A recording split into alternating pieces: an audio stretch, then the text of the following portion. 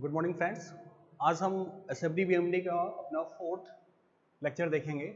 अभी तक हमने क्या पढ़ा कि हमारे पास एक सिंपल सपोर्टेड बीम थी जिसपे पॉइंट लोड लग रहा था। फिर हमने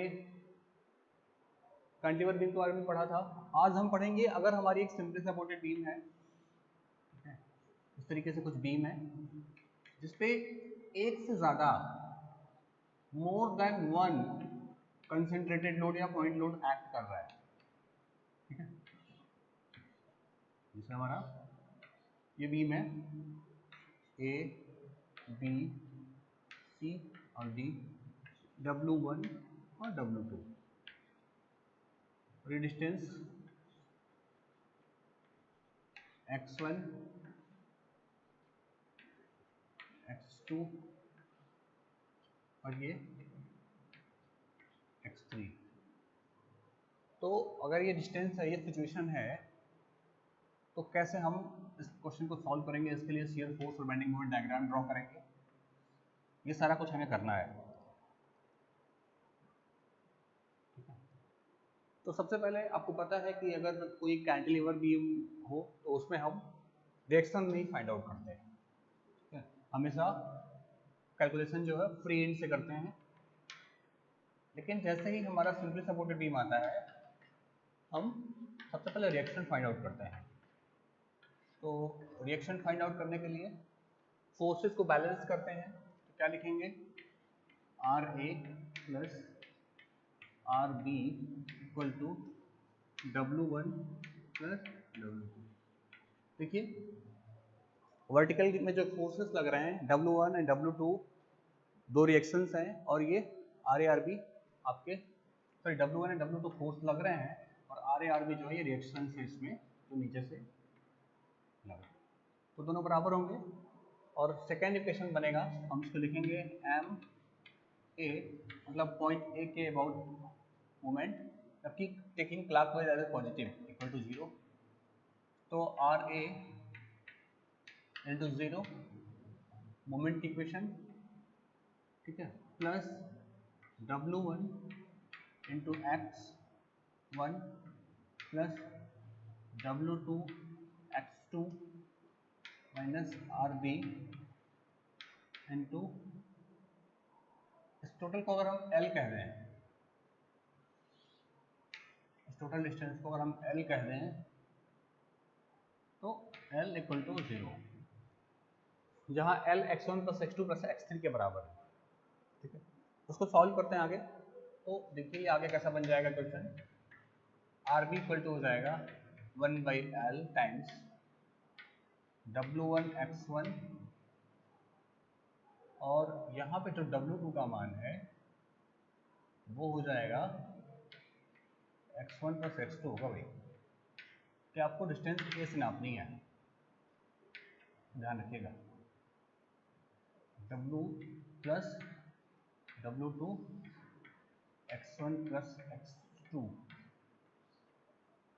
ठीक है, और जब आप इसको पुट कर देंगे इस इक्वेशन में, RA में, ये इक्वेशन फर्स्ट में रखेंगे, तो हमारा RA बन जाएगा W1 प्लस W2 और minus 1/L times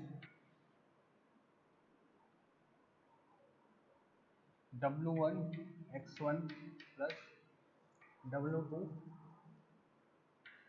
x1 plus x2। इसको सॉल्व कर लेते हैं, तो ये बन जाएगा W1 प्लस W2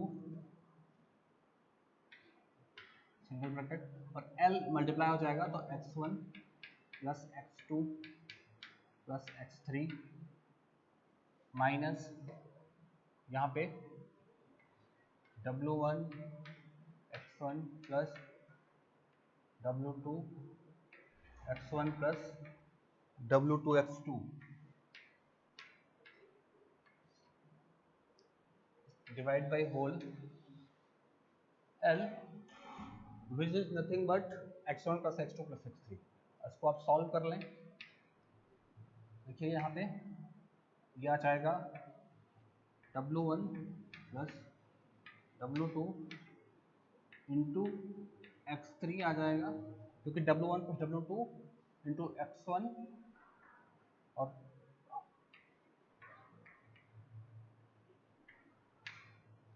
यहाँ पे कॉमन लेंगे अगर आप तो W1 plus W2 cancel out हो जाएगा, तो x2 प्लस x3 बच जाएगा। थोड़ा सॉल्व करना पड़ेगा आपको, ठीक है। और उसके बाद प्लस आएगा W2 x1 plus x3 whole divide by x1 plus x2 plus x3। तो ये रिएक्शन RA हो गया हमारा। ये क्वेश्चन देखने में थोड़ा सा अजीब लग रहा है, क्योंकि इसमें बहुत सारे टर्म्स हैं, नॉन्स हैं।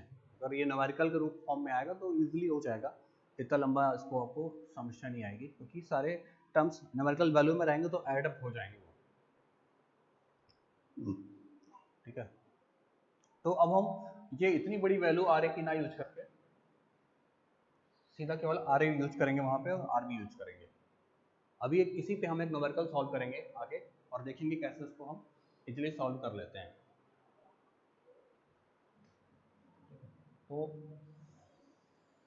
अब बात कर लेते हैं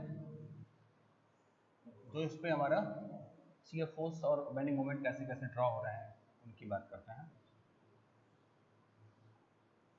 आप सबको पता है कि शियर फोर्स बेसिकली कुछ और नहीं होता, शियर फोर्स होता है किसी भी सेक्शन पे लगने वाले फोर्सेस का अलजेब्रिक सम। तो इस क्वेश्चन में हम मान लेते हैं, चलिए अभी तक हम राइट हैंड साइड ही चल रहे थे, अब हम लेफ्ट हैंड साइड से चल लेते हैं। इस साइड से देखिए, कोई इशू नहीं है, आप किसी साइड से चलिए। तो सबसे पहले हम मानते हैं एक section,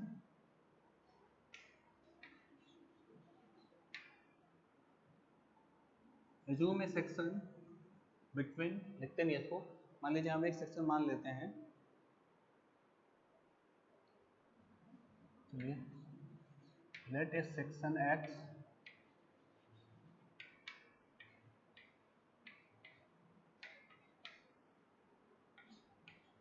from left hand side.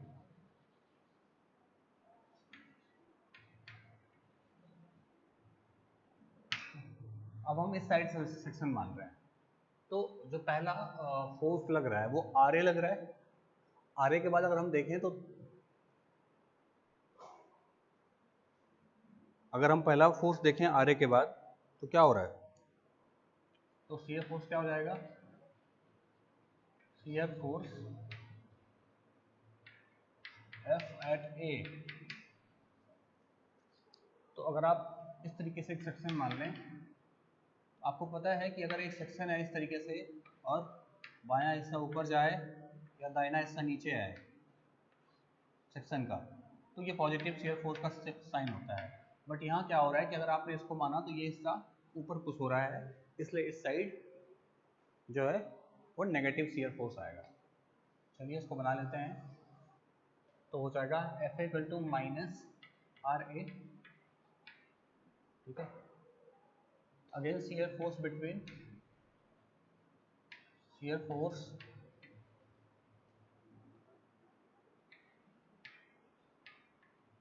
Between A and C वो है FA टू C, ये हो जाएगा minus RA and plus W1। W1 plus क्यों होगा, क्योंकि वो अब आपको सेक्शन के बीच मानना पड़ेगा, ठीक है। और ये जो फोर्स है, ये जो शियर फोर्स है वो वर्क कर रहा है x की वैल्यू 0 टू लेके जब आपकी वैल्यू x1 है, और ये जो दूसरा है x1 x2 तक, x2 कह दें या x1 प्लस x2 कहेंगे इसको, x1 प्लस x2 तक कह दें, ठीक है।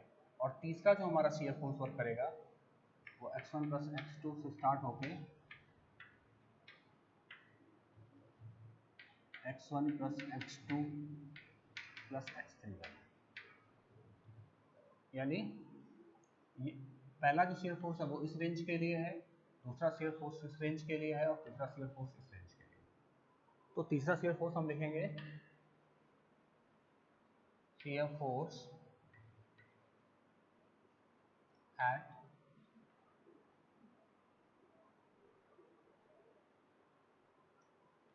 C पे भी वही शेयर फोर्स आएगा, ये भी वही वाला सेम है, ये इसका नहीं है, यही शेयर फोर्स है सेम। यहाँ x1 से लेके आगे से लेके x1 प्लस x2 तक ही चलेगा, ये भी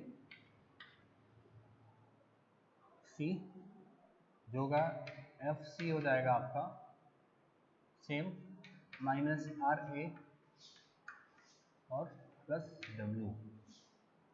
ठीक है, आगे लिखें अगर shear फोर्स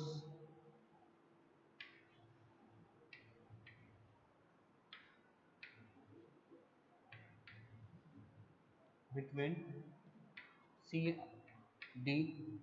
से D के बीच में क्या हो जाएगा FC to D। तो C से D के बीच में देखिए वही सेम फोर्सेस लग रहे हैं, माइनस RA और प्लस W। D पे क्या होगा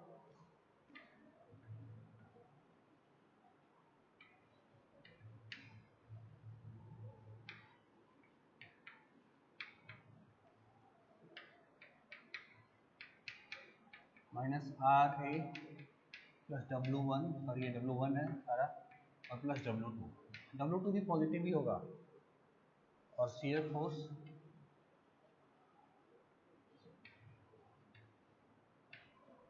बिटवीन इसके बीच में D to B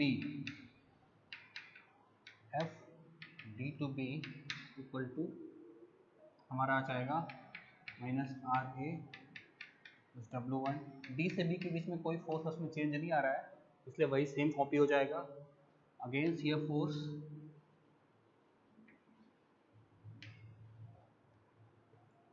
eight B पे जो shear फोर्स आ जाएगा वो FB कहलाएगा, उसका मान हो जाएगा minus RA plus W1 plus W2 minus RB। करेंगे तो इसको जीरो आ जाएगा। ठीक है, क्योंकि आपने क्वेश्चन पढ़ी थी RA plus RB equal to W1 plus W2। तो ये हमारा shear फोर्स के क्वेश्चन हो गए।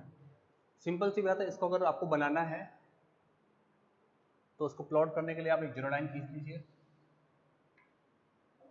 सबसे पहले माइनस RA डाउनवर्ड डायरेक्शन में इस पॉइंट तक और यहाँ पे माइनस RA प्लस W1, ये माइनस RA प्लस W1 है। ठीक है, और ये चलता जाएगा इस पॉइंट तक, यहाँ फिर बढ़ेगा, यहाँ जीरो हो जाएगा। और ये जो डिस्टेंस होगी ये हो जाएगा minus RA plus W1 plus W2। तो ये पॉजिटिव हो जाएगा आपका और ये नेगेटिव हो जाएगा। ठीक है, तो ये तरीका था shear फोर्स का। आपको कुछ नहीं करना, जो फोर्स ऊपर लग रहा है इधर देखिए नेगेटिव, उसको नीचे बना लिया, फिर जहाँ तक कोई नया फोर्स नहीं है वहाँ तक वो कंटिन्यू चलेगा, कांस्टेंट रहेगा, क्योंकि बीच में कोई फोर्स नहीं है। तो जैसे ही ये फोर्स आया साइन अपोजिट है इसलिए दोनों का माइनस हो गया। हम यहाँ मान रहे हैं कि W1 बड़ा है RA से, अगर W1 कम रहेगा तो ये पॉइंट नीचे ही आएगा, वो डिपेंड करेगा उनके न्यूमेरिकल वैल्यू पे। ठीक है, अब ये क्वेश्चन हम लोग सॉल्व करेंगे जिसमें W1 जो है उसके एग्जैक्ट वैल्यूज हमारे पास रहेंगे, तो हम उसको बेहतर तरीके से कर पाएंगे। अब अगला आगे देखते हैं shear फोर्स को। इसको कुछ शॉर्टकट में भी लिखा जा सकता है,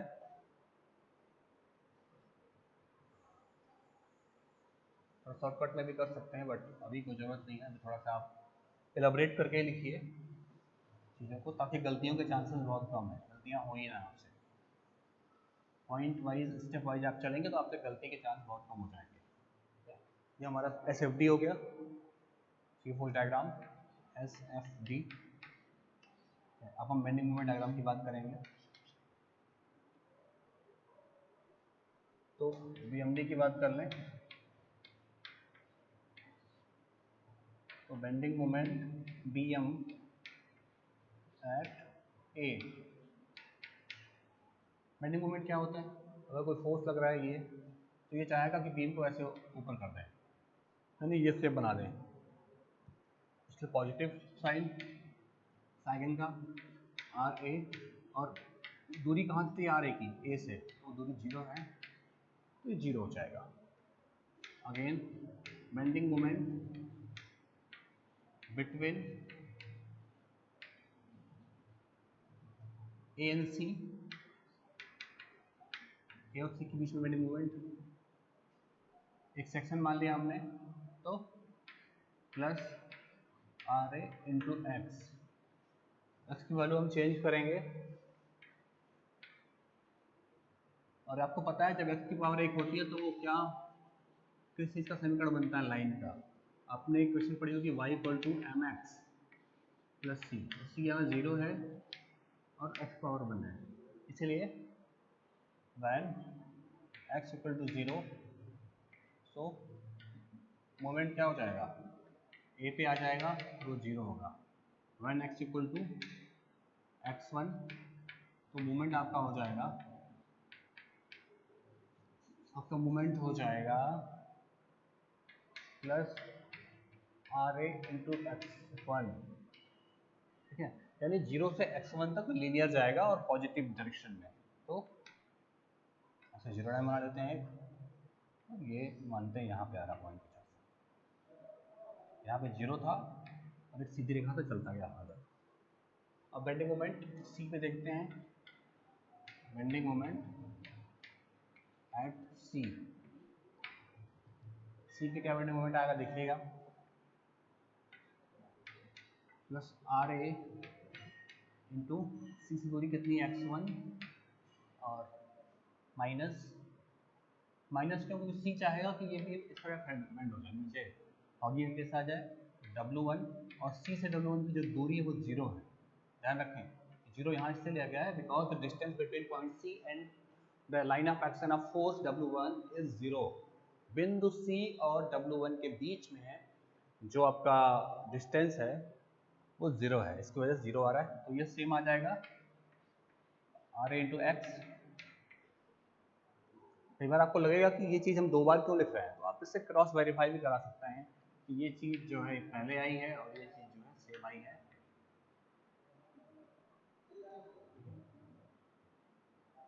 ठीक है, तो इसको वही सेम पॉइंट मिल जाएगा। अगेन बेंडिंग मोमेंट है between C and D, C और D के बीच में बेंडिंग मोमेंट अगर लिखें तो C से D के बीच में कोई एक्स सेक्शन मान लें, तो अब इसके तरफ दो फोर्सेस हैं, पहला RA है, दूसरा W1, और RA पॉजिटिव है, W1 नेगेटिव है, plus RA into X minus W1 x minus x1। ठीक है, ये x माइनस x1 क्यों हो रहा है देखिएगा। अगर मान लीजिए एक सेक्शन यहाँ पे है ऐसे, ये टोटल दूरी x है, ठीक है, तो RA की दूरी तो इस सेक्शन पे x है, मोमेंट हमेशा हम सेक्शन पे लेते हैं, RA x की दूरी पे हो जाएगा, और अगर आपको W1 की दूरी चाहिए यहाँ से, तो टोटल दूरी में से ये डिस्टेंस हटानी पड़ेगी, तब आपको ये मिलेगी। ठीक है, मोमेंट ऑलवेज कहाँ लिया जाता है? मोमेंट जो लिया जाता है वो हमेशा सेक्शन पे लिया जाता है, तो ये आ जाएगा RA। अच्छा, अब आपको क्या करना है, C और D के बीच की बात कर जा रही है, तो when x equal to x1, x equal to x1 पे ही आप पॉइंट C पे रहेंगे। ठीक है, पॉइंट C के लिए आपको x1 की वैल्यू, x की वैल्यू x1 के बराबर रखनी पड़ेगी, और D पे पहुंचने के लिए x1 प्लस x2 के बराबर रखनी पड़ेगी। तो जैसे आप इसमें रखेंगे, ये आपका आ जाएगा RA इंटू x1, जो कि पुरानी वैल्यू है, बाकी ये सब 0 हो जाएंगे। और सेकेंड है when x equal to x1 plus x2, तो आर ए x1 plus x2 minus W1, यहाँ पे केवल x2 आ जाएगा, x1 क्रॉस आउट हो जाएगा, खत्म हो जाएगा। अब bending moment at D, D पे बेंडिंग मोमेंट का मतलब क्या है कि पॉइंट डी से देखना शुरू करेंगे, जितने फोर्स लग रहे हैं, तो पॉइंट डी के दाहिनी ओर या डी पर वन फोर्स, दूसरा फोर्स और तीसरा फोर्स, 3 फोर्स लग रहा है। आर ए की वैल्यू पॉजिटिव है प्लस आर ए, और डी से जो डिस्टेंस आर ए की वो x1 प्लस x2 है। अगर किसी को कोई कन्फ्यूजन है तो आप देख लीजिए, डिस्टेंस x1 है, डिस्टेंस x2 है, माइनस W1 की डिस्टेंस है आपकी x2 माइनस W2 की डिस्टेंस है 0। तो आपका पुराना वाला ही ये रिपीट हो गया, जो कि बता रहा है कि आपका अभी तक कैलकुलेशन सही चल रहा है। फिर डी और बी के बीच में देख लीजिए, bending moment between D and B,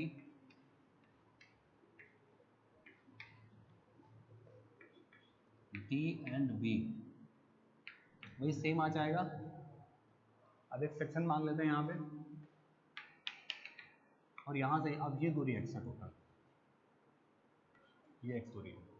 तो फिर से देखिए कैसे लिखा जाएगा, R A into x positive में है माइनस W1, और आपको अब ये दूरी चाहिए, तो W1 x माइनस x1, क्योंकि पहले भी लिखा हुआ है देखिए यहाँ पे, minus W2 x minus x1 plus x2, ठीक है, क्योंकि ये दूरी चाहिए आपको। अगर टोटल दूरी x है यहाँ से यहाँ तक, तो x1 प्लस x2 हटा देंगे तो ये डिस्टेंस मिल जाएगी आपको।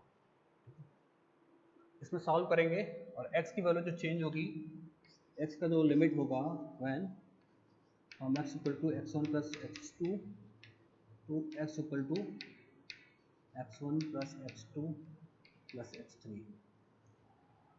जैसे ही x equal to x1 plus x2 रखेंगे, आपका ये टर्म 0 हो जाएगा, तो आपको पुरानी वैल्यू ही मिल जाएगी, ठीक है। और जैसे फिर आपने ये टोटल रखेंगे तो आपको एक लास्ट में 0 मिल जाएगा, टोटल वैल्यू आपको लास्ट में 0 मिल जाएगी। तो आपका शियर फोर्स और बेंडिंग मोमेंट डायग्राम ऐसा मिलेगा।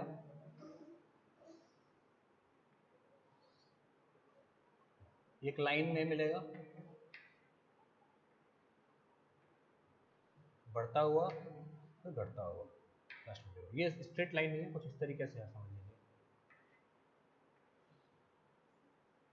थोड़ा सा टेढ़ा है, या स्लोप इसका चेंज कर लीजिए। और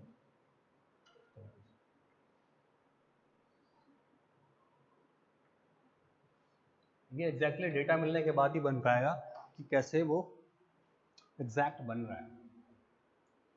और ये आपका पॉजिटिव नहीं है, नेगेटिव शियर फोर्स नहीं आ रहा है। सारी आप वैल्यूज जैसे दिखाते हैं वैसे दिखा देंगे, नीचे BMD लिख देंगे। तो अब दो चीज़ें, अगर आपका पॉइंट लोड लग रहा है डायग्राम में, तो दो चीज़ें आप एग्जैक्टली कंक्लूजन निकाल सकते हैं। पहली चीज़, तो जिस पॉइंट पे भी शियर फोर्स हमारा लगता है या फोर्स लगता है, वहाँ पे शियर फोर्स में बहुत सडन वेरिएशन आता है। देखिए जब पॉइंट सी पे आपका शियर फोर्स लग रहा है, तो उस वहाँ पे तुरंत वेरिएशन आया है, और वो वेरिएशन किसके बराबर होगा, वो वेरिएशन इस लोड के बराबर होगा, ठीक है। वेरिएशन जो होगा वो लोड के बराबर हो जाएगा। यहाँ देखिए यहाँ पे लग रहा है तो वो वेरिएशन हो जाएगा तुरंत, या तो वो लोड ऐड होगा या तो सब्सट्रैक्ट होगा, बट वो वेरिएशन इस लोड के बराबर होता है जिस पॉइंट पे वो फोर्स लग रहा है, लोड लग रहा है, ठीक है। और दूसरा है, इस BMD डायग्राम में जो भी लाइन्स आएंगी वो स्ट्रेट लाइन्स आएंगी। अगर केवल पॉइंट लोड लग रहा है तो BMD डायग्राम में केवल स्ट्रेट लाइन्स आएंगी और उसमें कोई परिवर्तन नहीं होगा। ऐसा नहीं कि कर्व लाइन आ जाए या कुछ आए, क्योंकि x की पावर 1 आता है, और x की पावर 1 होने की वजह से उसमें केवल और केवल स्ट्रेट लाइन्स आती हैं, ठीक है। फिर आगे अब हम लोग एक न्यूमेरिकल सॉल्व करते हैं जो इसी क्वेश्चन पे बेस्ड रहेगा। उसमें थोड़ी राइटिंग कम करेंगे हम लोग, लगाने का एक अलग तरीका है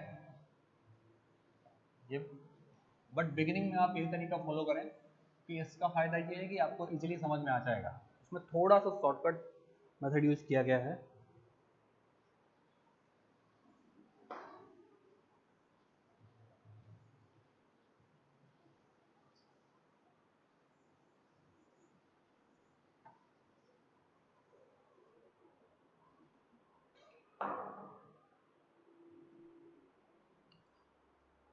देखिए क्वेश्चन है,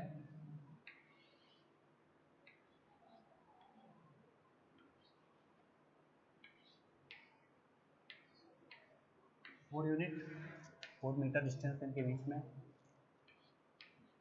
3 मीटर है एंड 3 मीटर है, ए है, बी है, सी है, डी है, और यहाँ पे 30 एंड 50 है, 30 किलो न्यूटन है एंड 50 किलो न्यूटन है। तो अब यहाँ पे आर ए लग जाएगा, यहाँ पे आर बी लग जाएगा। अगर ये कहा जाए कि इस बीम के 3 सेक्शन बता दीजिए, अगर आपने इधर से मेजरमेंट करना शुरू किया, इस साइड से चलना, तो बीम के 3 टुकड़े बता दीजिए। तो वो 3 टुकड़े कौन कौन से हो सकते हैं? पहला टुकड़ा हो सकता है फ्रॉम 0 से लेके x 3 मीटर तक, ठीक है। दूसरा है 3 मीटर से लेके 7 मीटर तक, और तीसरा टुकड़ा होगा 7 मीटर से लेके 10 मीटर तक। यही 3 टुकड़े तो हैं। पहला टुकड़ा यहाँ से लेके यहाँ तक है, अगर इसके बीच में हमें शियर फोर्स पता चल जाए। दूसरा यहाँ से लेके यहाँ तक है, यहाँ शियर फोर्स पता चल जाए, और तीसरा यहाँ शियर फोर्स पता चल जाए, तो सारा काम बन गया। तो हमारे ये 3 टुकड़े हो गए। सिमिलरली अगर इन्हीं तीनों टुकड़ों पे हमारा बेंडिंग मोमेंट पता चल जाए तो आसानी से हम लिख सकते हैं। अब देखिए, इसका अगर रिएक्शन निकालना हो तो रिएक्शन क्या करेंगे हम लोग? पहला हो जाएगा R A plus R B बराबर 30 प्लस 50 80। मोमेंट ले लें, R A into 0 plus 30 into 3 plus 50 into 7 minus R B into 10 equal to 0। Solve करेंगे तो आर बी की वैल्यू जो आ रही वो तो कितनी आ जाएगी? आर बी की वैल्यू आ जाएगी और 44 किलो न्यूटन, ठीक है। अब इसको अगर इक्वेशन फर्स्ट में रख देंगे तो R A equal to 80 minus R B की वैल्यू आ जाएगी 36 किलो न्यूटन, ठीक है। तो ये सॉरी आर ए की वैल्यू 36 आ जाएगी, 36 किलो न्यूटन है और ये 44 किलो न्यूटन है। जबकि जब आपको न्यूमेरिकल वैल्यू नहीं मिली थी तो उसमें बहुत बड़े बड़े टर्म आ जा रहे थे। अब क्या करना है? ठीक है, अगर हम सेक्शन 0 to 3 बात करते हैं तो शियर फोर्स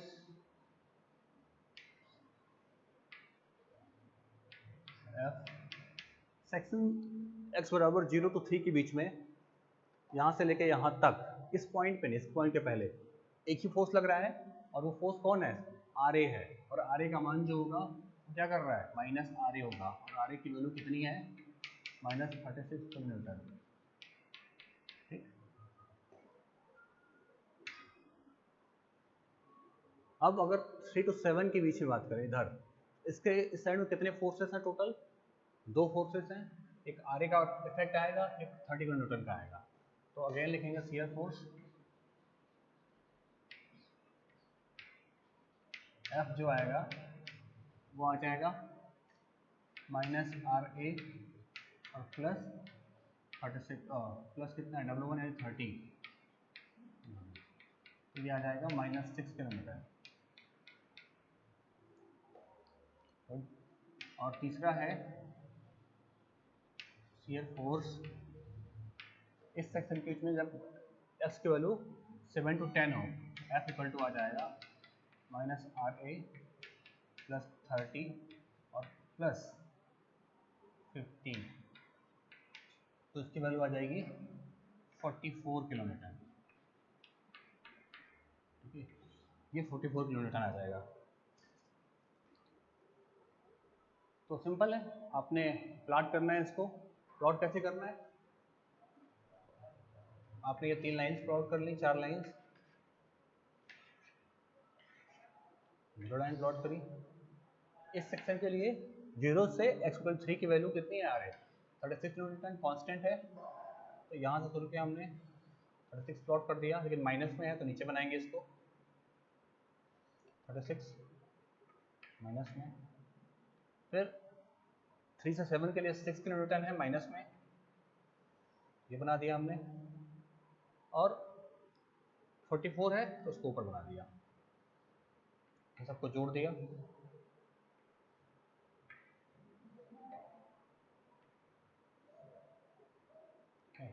पॉजिटिव नेगेटिव ये भी, इसकी वैल्यू यहाँ लिख देते हैं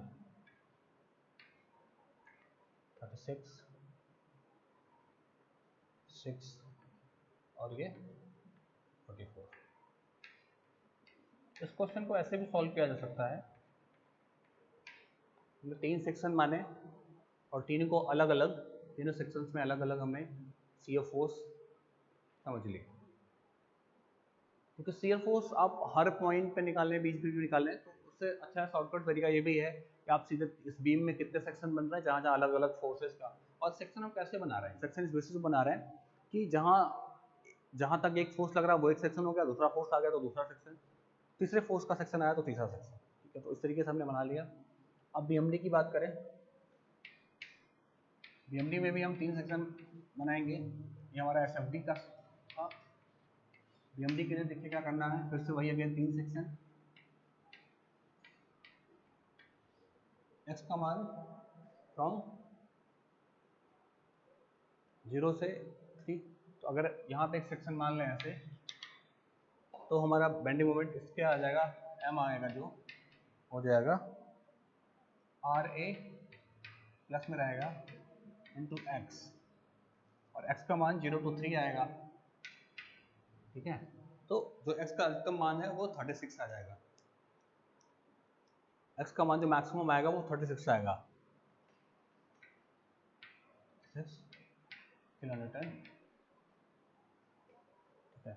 सेकेंड सेक्शन जो हमारा है फ्रॉम 3 से लेके 7 तक, अब मोमेंट अगर लिखें तो plus R A into X minus 30 into X minus x1, और x1 की वैल्यू 3 है, ठीक है।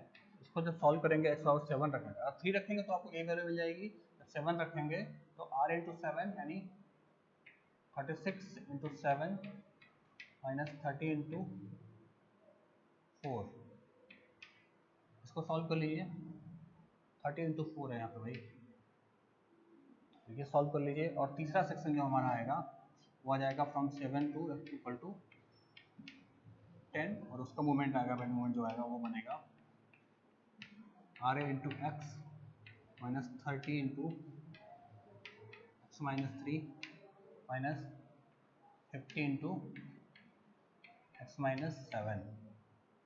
तो जब आपकी एक्स वैल्यू 7 है तो सारी चीज़ें पुराना आ जाएगा इसको, और एक्स वैल्यू 10 रखने पे तो आ जाएगा 10 इंटू आर ए, और आर ए की वैल्यू 36 है, माइनस 30 इंटू 7 माइनस 50 इंटू 3। ये सॉल्व कर लेंगे, तो सॉल्व करके बता देते हैं वैल्यूज़ क्या क्या आ रही हैं।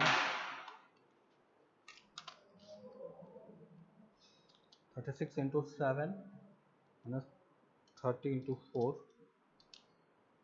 तो दिस 132 किलो न्यूटन मीटर, और ये जो आपकी वैल्यू है आर ए की वैल्यू 36 है, 360 माइनस 30 इंटू 7 माइनस 50 इंटू 3, तो यहाँ पे 0 आ जाएगी। इसको प्लॉट कर लेना है, एक जीरो लाइन बनाई है हमने, देखिए अब 0 से 3 के बीच में 36 आ रहा है पॉजिटिव में, तो यहाँ से 0 से स्टार्ट होगा और स्ट्रेट लाइन बनेगी, सीधी रेखा, 36 कर जाएंगे। 36 के बाद हमें कहाँ तक जाना है, 132 तक जाना है, और ऊपर जाना है 132 माना है, 132 0 आ जाएगा, तो पॉजिटिव है ये।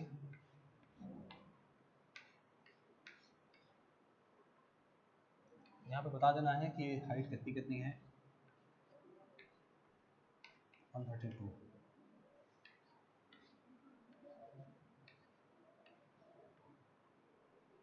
और यहाँ पे 30। तो हमारा ये क्वेश्चन इजीली सॉल्व हो गया। इस क्वेश्चन में आपको उतनी मेहनत नहीं करनी पड़ी, आपको हर पॉइंट पे वैल्यूज नहीं निकालनी पड़ी, और इजी वे में आपने इस क्वेश्चन को सॉल्व भी कर लिया। तो ये हमारे क्वेश्चन लगाने का एक तरीका था। अब इसके बाद हम लोग बात करेंगे कि हमने पॉइंट लोड देख लिए, सेम तरीका जो है हमारा, अगर हम इसी तरीके से कैंटिलीवर बीम ले लें, ये तो सिंपली सपोर्टेड बीम का था, ठीक है। तो इसमें थोड़ा सा आपको रिएक्शन निकालने की दिक्कत होती है। अगर हम कैंटिलीवर बीम ले लें तो चीज़ें और आसान हो जाएंगी।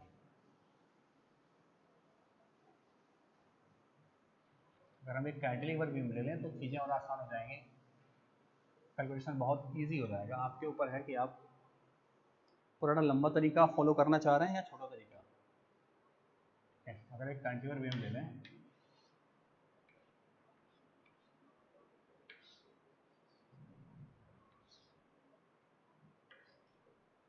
ठीक है,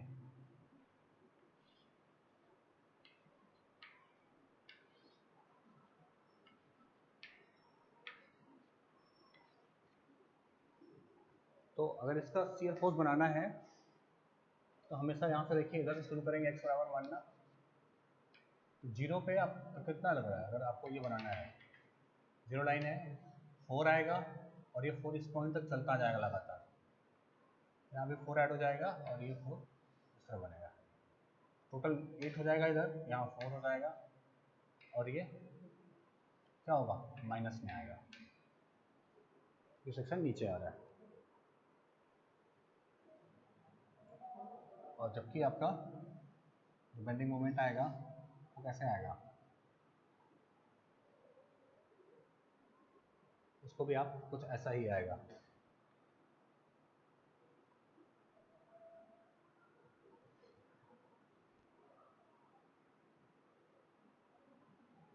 चेंज हो गया,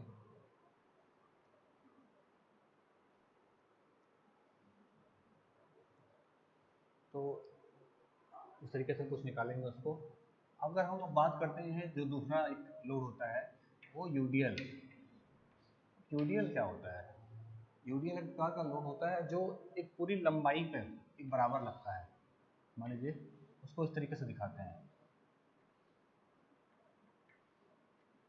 इसमें ये जो वेव फॉर्म बन रहा है इसका मतलब ये है कि बीम की इस लंबाई पे, ये पूरी लंबाई भी हो सकती है, बीम का कुछ हिस्सा भी हो सकता है, इस लंबाई पे जो आपका बल लग रहा है, फोर्स लग रहा है, वो बराबर है, ठीक है। तो ये x बराबर 0 से लेके f बराबर l तक, और जो इसकी यूनिट होती है वो W किलो न्यूटन प्रति मीटर होती है, यानी 1 मीटर में W किलो न्यूटन लग रहा है। अगर इसकी लंबाई L मीटर है तो टोटल लोड कितना लगेगा,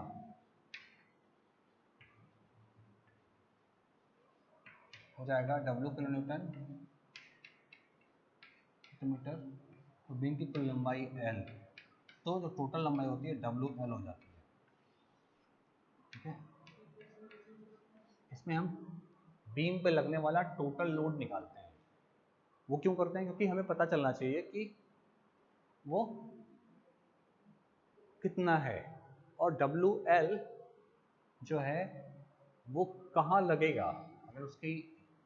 अगर हम एक मान लें कि एक लोड इस पर WL, इस लोड को रिप्लेस करना हो हमें, तो देखिए x बराबर 0 से शुरू हो रहा है और x बराबर L तक लग रहा है, तो यानी अगर हम इसका ढूंढें तो 0 + L बाई 2 एक पॉइंट आएगा, इस पर इस लोड को हम एक्ट करता हुआ मान सकते हैं। क्यों? क्योंकि ये फ्रॉम 0 से शुरू होकर L तक जा रहा है, उसका एवरेज ले लें तो हमें वो पॉइंट मिल जाएगा जहाँ पे WL एक्ट कर रहा है, ठीक है। तो आगे के वीडियोस में हम डिस्कस करेंगे कि हमारा जब यूनिफॉर्म डिस्ट्रीब्यूटेड लोड लगेगा तो SFD BMD कैसे बनेंगे और चीज़ें क्या होंगी। अभी के लिए हम केवल यहीं पे इसको देखते हैं, और अगर अगर एक क्वेश्चन हम और देखना चाहें आपका, इसको सॉल्व कर लेते हैं। चलिए मान लीजिए इसका कैंटिलीवर बीम के केस में अब अगर हम लिख लेते हैं BMD, तो कैंटिलीवर बीम के केस में देखिए अगर आप सेक्शन लिखें 0 to x की वैल्यू 2 है और 2 से लेकर x की वैल्यू 4 तक है, दो ही सेक्शन हमारे आ रहे हैं। तो पहले सेक्शन के लिए अगर हम देखें m जो मोमेंट आएगा वो हो जाएगा -4 इंटू एक्स, 4x हो जाएगा। x की वैल्यू कितनी है 2 है तो -8 आ जाएगा न्यूटन मीटर। इस सेक्शन के लिए बेंडिंग मोमेंट BMD -4x, ठीक है। यहाँ से इसकी दूरी 4x और -4x-2, ठीक है, और x की वैल्यू 4 रखनी है तो ये हो जाएगा -16 -4 4 -2 -16 -8,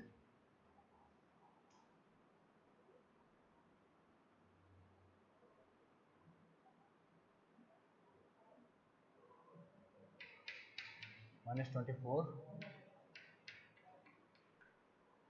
तो ये हमारा वैल्यूज आ जाएंगे, ठीक है। -8 न्यूटन इस सेक्शन में आपका होगा और उसके बाद 24 न्यूटन हमारा इस सेक्शन के लिए हो जाएगा, ठीक है। तो ये कुछ इस तरीके से आएगा, यहाँ से ये बढ़ के तो लास्ट में 0। यहाँ पे कितना है -8 है और ये कितना है +8 है, बस ये पूरा माइनस है 24। तो इस तरीके से भी आप लिख सकते हैं। वहीं अगर आप SFD की बात करें, शियर फोर्स डायग्राम की, उसमें भी देखिए दो सेक्शन है, एक वैल्यू 2 तक है और दूसरा है -2 4 तक है। तो फोर्स कितना लगेगा जब आप 0 से 2 हैं तो -4 लग जाएगा और इस केस में आएगा -4 -4 -8, जो कि पहले ही आप डायग्राम में देख चुके हैं, -4 और -8। तो ये तरीका भी है सॉल्व करने का अपना, इसमें आपको कोई परेशान होने की ज़रूरत नहीं है। जो भी आपको समझ में आए, जिस तरीके से भी आपको समझ में आता है आप सॉल्व करिए। अगर आपको लगता है कि पुराना मेथड जो पहले बताया गया था वो ज़्यादा इजी है, वो थोड़ा लेंदी है आपको हर पॉइंट पे, बट आप सारा डेटा कैलकुलेट हो जाएगा। और इस मेथड में आप हर सेक्शन के बीचों बीच क्या कैसे वेरिएशन हो रहा है वो आप बेहतर तरीके से निकाल सकते हैं। तो इट्स ऑल योर चॉइस, ये सब कुछ आपके ऊपर डिपेंड करता है कि आपको क्वेश्चन सॉल्व करने में कैसे सहूलियत होती है, ठीक है। एज ए टीचर मैं आपको कहूँगा कि आप क्वेश्चंस की प्रैक्टिस करिए। SFD BMD के जितने क्वेश्चंस आप लगाएंगे आपको उतनी ही आसानी होगी। और नेक्स्ट क्लासेस में हम लोग, अभी तो पॉइंट लोड की बात हो रही है, अब 2 से ज़्यादा पॉइंट लोड अगर आएगा, मान लीजिए यहाँ पे 3 पॉइंट लोड आ जाए तो क्या होगा, ये वेरिएशन जो है आप देख रहे हैं ये 3 बार आएगा, ठीक है। जो वेरिएशन है ये आपको 3 बार मिलेगा इस तरीके से। यहाँ पे भी 3 वेरिएशन आ जाएंगे जो कि सबका शियर फोर्स अलग अलग आएगा और बेंडिंग मोमेंट अलग अलग आ जाएगा। ये लाइन कुछ इस तरीके से यहाँ चल रही है, थोड़ा टेढ़ा बना हुआ है, आप समझ सकते हैं। तो ये सारा कुछ ऐसे ही है। बाकी और कुछ चीज़ें हैं, जब तक प्रैक्टिस नहीं करेंगे इसमें कुछ नहीं होगा। विदाउट प्रैक्टिस कोई भी चीज़ पॉसिबल नहीं है।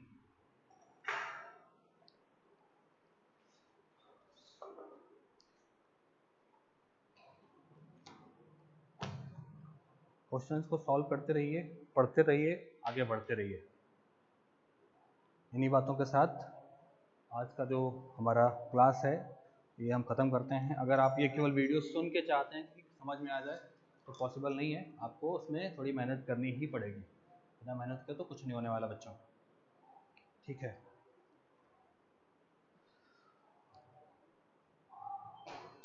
Thank you very much.